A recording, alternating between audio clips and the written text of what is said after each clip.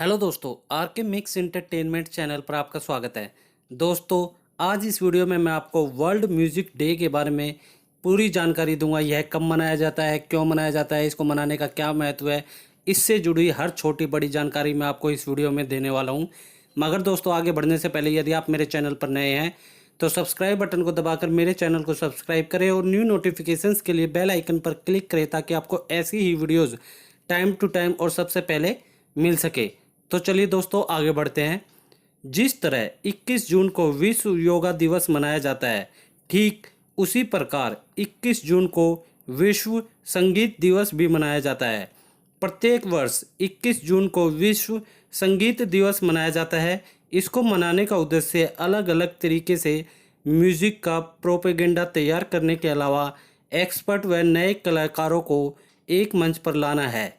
विश्व में सदा ही शांति बरकरार रखने के लिए ही फ्रांस में पहली बार 21 जून 1982 में प्रथम विश्व संगीत दिवस मनाया गया था।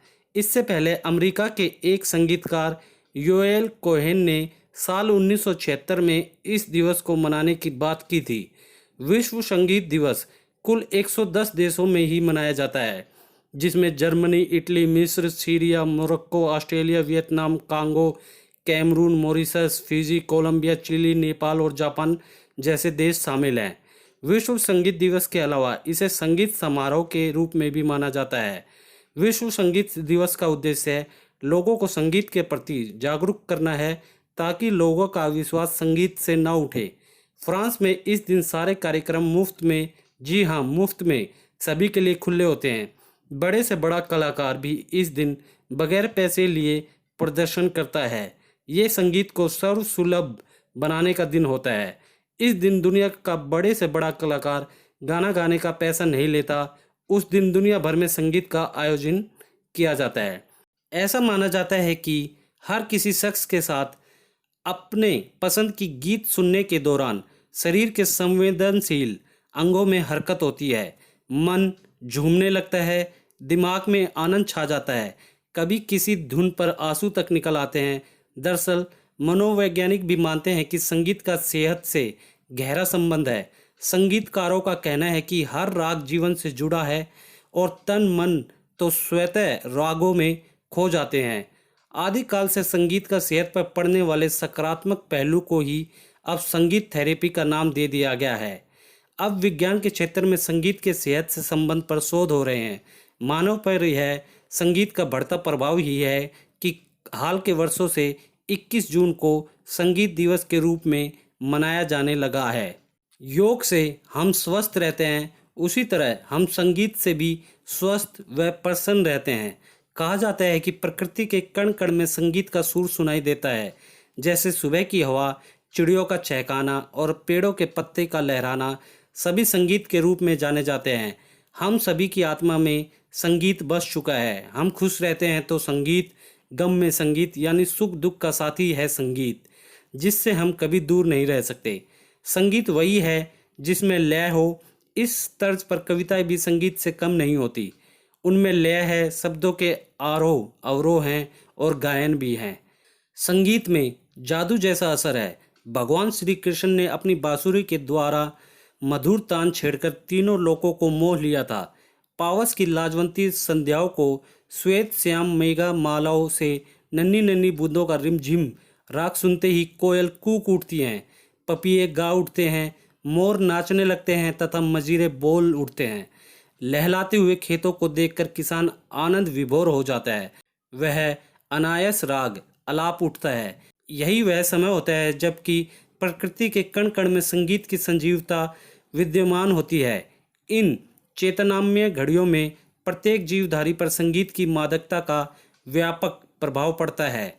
हम सब आज 21 जून को योगा डे के साथ साथ वर्ल्ड म्यूजिक डे भी सेलिब्रेट कर रहे हैं। दुनिया भर में म्यूजिक के दीवानों की कमी नहीं है। चाहे आप खुश हों या दुखी, संगीत आपके मूड के हिसाब से काम करता है। हम सब जानते हैं संगीत हमारा एक ऐसा दोस्त है जो हमारे तनाव को दूर करके हमारे मूड को बेहतर बनाने का काम करता है। आज की भागदौड़ भरी जिंदगी में लोगों को कई प्रकार की मानसिक परेशानियों, तनाव और अन्य समस्याओं से जूझना पड़ता है और संगीत इन सब से उभरने में मददगार साबित हो सकता है। आज लोगों की जो जीवन शैली है वह कई प्रकार के तनाव और दबाव से गुजरती है और संगीत इन सब से बाहर निकलने का कारगर उपाय है। म्यूजिक थेरेपी के तहत व्यक्ति के स्वभाव, उसकी समस्या और आसपास की परिस्थितियों के मुताबिक संगीत सुनाकर उसका इलाज किया जाता है। आज पूरा विश्व वर्ल्ड योगा डे के साथ साथ वर्ल्ड म्यूजिक डे भी मना रहा है। दोस्तों, वर्ल्ड म्यूजिक डे फ्रांस के लोगों में संगीत को लेकर एक खास लगाव देखने को मिलता है। लोगों के इसी लगाव को देखते हुए 21 जून को वर्ल्ड म्यूजिक डे के रूप में मनाने की घोषणा की गई। इसके बाद सबसे पहला संगीत दिवस 21 जून 1982 में मनाया गया। इसके बाद से ही हर साल पूरी दुनिया वर्ल्ड म्यूजिक डे मनाती आ रही है। फ्रांस में इस जलसे को फेटे डी ला म्यूजिकू नाम से जाना जाता है। दरअसल फ्रांसीसी लोगों की संगीत के प्रति दीवानगी को देखते हुए 21 जून 1982 को आधिकारिक रूप से संगीत दिवस की घोषणा कर दी गई, जिसके बाद पूरे विश्व में यह दिन बड़े उल्लास से मनाया जाने लगा। साल 1976 में अमेरिका के मशहूर संगीतकार जोएल कोहेन ने फ्रांस में संगीत पर आधारित एक जलसे का आयोजन किया था, जिसके बाद हर साल 21 जून को वर्ल्ड म्यूजिक डे मनाया जाता है। खास बात यह है कि यह जलसा दुनिया के एक या दो नहीं बल्कि 32 से अधिक देशों में आयोजित किया जाता है, जिसमें अलग अलग देशों के संगीतकार अपने अपने वाद्य यंत्रों के साथ रात भर अपने कार्यक्रम पेश करते हैं। जानकारी हो कि इस मौके पर अलग अलग देशों से आए वहां के मशहूर संगीतकार लोगों के लिए पार्क, म्यूजियम, रेलवे स्टेशन पर लोगों के लिए संगीत बजाते हैं। लोगों का मनोरंजन करने के बदले वह उनसे कोई पैसा नहीं लेते हैं। फ्रांस के अलावा अब इन जलसों का आयोजन अर्जेंटीना, ब्रिटेन, लग्जमबर्ग, जर्मनी, चीन, लेबनान, कोस्टारिका के अलावा भारत में भी होने लगा है। माना जाता है कि संगीतकार इन जलसों के लिए जरिए दुनिया में अमन व शांति का संदेश फैलाना चाहते हैं। धीरे धीरे इसके संगीत के महत्व का सारी दुनिया ने मान लिया है। आज यानी 21 जून को पूरी दुनिया में वर्ल्ड म्यूजिक डे मनाया जा रहा है। यह सब जानते हैं कि जब कभी इंसान अकेला होता है तो वह संगीत का सहारा लेता है। खुशी हो या गम, हर चीज़ में इंसान संगीत ढूंढने की कोशिश करता है। संगीत और इंसान का साथ काफ़ी गहरा है, शायद इतना गहरा कि जब इंसान को बोलना नहीं आता था तब भी खुशी या गम जाहिर करने के लिए उसके गले से जो आवाज़ निकलती थी उसमें भी कोई ना कोई धुन या लय होती थी। समय के साथ जब इंसान ने बोलना सीखा और प्रगति करने लगा तो धीरे धीरे संगीत के मायने भी बदल गए। अब संगीत इंसान के लिए महज आवाज़ बनकर नहीं रह गई है बल्कि एक मधुर ध्वनि में बदल गया है, जिसे सुनकर या सुनाकर वो खुद या दूसरों को खुश कर सकता है। दूसरे शब्दों में कहें तो संगीत लोगों के खुश रहने का जरिया बन गया है। इसके बाद जब ये संगीत को थोड़ा और विकसित करते हैं तो इसमें शब्दों की अर्थों की माला पिरोकर इसमें जान भर गई और संगीत यंत्रों के जरिए इसे और खूबसूरत बनाया गया। बताया जाता है कि संगीत यंत्रों में सबसे पहले बांसुरी अस्तित्व में आई थी। इंसान का जब विकास हो रहा था तब उसने सबसे पहले हड्डी की बांसुरी बनाई थी। इसके बाद संगीत के दूसरे यंत्र बनने लगे। संगीत साधना, फिर चाहे गायन हो, वादन हो, कलाकार को एक ही मुद्रा में घंटों बैठे रहना पड़ता है। उसी तरह से योग में भी एक अवस्था में बैठना आवश्यक है। संगीत में एक स्थान पर साधना करने के लिए शरीर, मन व मस्तिष्क पूर्ण स्वस्थ होना चाहिए और इसके लिए योग सर्वश्रेष्ठ है। योग से शरीर, मन, मस्तिष्क स्वस्थ रहता है, मनुष्य एकाग्र रहता है, वह प्रसन्न मन से काम करता है। संगीत का असली आनंद सड़क पर, बगीचे में, बरामदे में, छत पर सुबह शाम घूमते हुए उठाना चाहिए।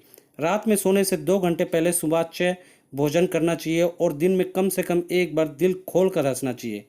विभिन्न वैज्ञानिक प्रयोगों द्वारा यह सिद्ध हो चुका है कि संगीत साधना व योग साधना दोनों से मनुष्य के जीवन में शक्ति का विकास होता है। अतः कहा जा सकता है कि शरीर तथा मन को स्वस्थ प्रफुल्लित रखने के लिए योग शास्त्र, संगीत शास्त्र दोनों समान रूप से आवश्यक हैं। दोनों से शरीर, मन, मस्तिष्क स्वस्थ रहता है, एकाग्रता रहती है। योग की तरह ही संगीत से तनाव भी दूर हो जाता है। जिन लोगों की याददाश्त कम हो रही है या कम हो चुकी है उन्हें राग शिव रंजनी सुनने से बहुत लाभ मिलता है। वीणा वादन और बांसुरी सुनने से अत्यधिक फायदा होता है। खून की कमी या शारीरिक कमजोरी से पीड़ित होने पर व्यक्ति निस्तेज रहता है। राग पीलू से संबंधित गीत सुनने से लाभ पाया जा सकता है। मृदंग और ढोलक से उत्साह का संचार होता है। बीमारियों का इलाज अब सिर्फ दवाइयों से ही नहीं बल्कि परंपरागत उपचार विधियों से भी किया जाने लगा है। सुगंध स्पर्श से लेकर संगीत द्वारा भी बहुत सी बीमारियों का इलाज किया जाने लगा है। बहुत से शोधों के उपरांत चिकित्सा विज्ञान भी यह मानने लगा है कि प्रतिदिन 20 मिनट अपनी पसंद का संगीत सुनने से रोजमर्रा की होने वाली बहुत सी बीमारियों से निजात पाई जा सकती है। हाल ही में खबर है ये है कि कई दिनों से कोमा में पड़ा एक बच्चा अपने मां की लोरी सुनकर होश में आ गया। यह सिद्ध करता है कि ध्वनि तरंगों के माध्यम से भी उपचार किया जा सकता है। ज्योतिष में जिस प्रकार हर रोग का संबंध किसी न किसी ग्रह विशेष से होता है, उसी प्रकार संगीत की हर ध्वनि या हर सुर व राग का संबंध किसी न किसी ग्रह से अवश्य होता है। जानकारी हो कि संगीतज्ञ सारंग देव ने संगीत के 7 सुरों को शरीर के 7 अंगों से जोड़ा और इसके मुताबिक संगीत तैयार करने की कोशिश की, जिसमें उन्हें काफ़ी सफलता भी मिली। म्यूजिक थेरेपी से इलाज के लिए ऐसे संगीत का इस्तेमाल किया जा सकता है जिससे व्यक्ति को चैन मिल सके। इलाज के दौरान संगीत सुनते सुनते कई बार लोगों को रोना भी आ जाता है, लेकिन बाद में वे हल्का मुस्कुरा देते हैं। जब व्यक्ति में नकारात्मकता का स्तर बहुत बढ़ जाता है तो ऐसे में अकेले में जाकर रोना बहुत जरूरी होता है। इसे कैथारसिस कहा जाता है। भारत में संगीत की परंपरा भले ही बहुत पुरानी रही हो, लेकिन संगीत से इलाज या म्यूजिक थेरेपी की अवधारणा अभी भारतीयों में बहुत ज़्यादा प्रचलित नहीं है। विशेषज्ञों की माने तो संगीत अपने आप में बहुत प्रभावी है और तनाव तथा कई मानसिक रोगों से निजात दिलाने में तथा तन और मन को प्रसन्न रखने में अहम भूमिका निभाता है। संगीत का प्रभाव बहुत गहरा होता है। यह नकारात्मकता को सकारात्मकता में बदल सकता है और म्यूजिक थेरेपी यानी संगीत थेरेपी का आधार भी यही है। संगीत की स्वर लहरियों से मनोरंजन के तौर पर मन प्रसन्न होता है, साथ ही यह तनाव और कई मानसिक विकारों को दूर करने में महत्वपूर्ण भूमिका निभाता है। जैसे जैसे व्यक्ति संगीत की स्वर लहरियों में खो जाता है, उसका ध्यान दूसरी बातों से हटता है और वह राहत महसूस करने लगता है। संगीत थेरेपी में विकारों को दूर करने के लिए व्यक्ति विशेष के स्वभाव, प्रकृति और समस्या के अनुसार संगीत तैयार करना होता है। इसके लिए ऑर्केस्ट्रा और अन्य कई उपकरणों का इस्तेमाल किया जा सकता है।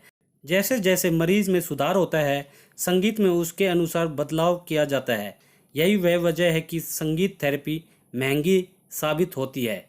तो दोस्तों, उम्मीद करता हूँ इस वीडियो में मैंने आपको वर्ल्ड म्यूजिक डे और म्यूजिक से संबंधित हर छोटी बड़ी जानकारी दे दी होगी। जैसे यह कब मनाया जाता है, क्यों मनाया जाता है, इसको मनाने का क्या महत्व है, कहाँ से इसकी शुरुआत हुई है, और भी जो छोटी बड़ी जो भी इससे जुड़ी जानकारी है मैंने आपको इस वीडियो में अच्छे से दे दी होगी। दोस्तों, अगर आपको वीडियो अच्छी लगी तो इसे लाइक करें, शेयर करें अपने सारे फ्रेंड्स रिलेटिव में, ताकि उनको भी ये यूज़फुल वीडियो मिल सके। और दोस्तों, यदि आपका कोई कमेंट है तो आप नीचे कमेंट बॉक्स में लिख सकते हैं। कोई भी अपना पॉइंट ऑफ व्यू हो, कुछ भी हो, तो आप नीचे कमेंट बॉक्स में लिख सकते हैं। और इसी के साथ दोस्तों, अगर आप मेरे चैनल पर नए हैं तो सब्सक्राइब बटन को दबाकर मेरे चैनल को सब्सक्राइब करें और न्यू नोटिफिकेशंस के लिए बेल आइकन पर क्लिक करें, ताकि आपको ऐसी ही वीडियोज़ टाइम टू टाइम और सबसे पहले मिल सके। धन्यवाद दोस्तों, जय हिंद।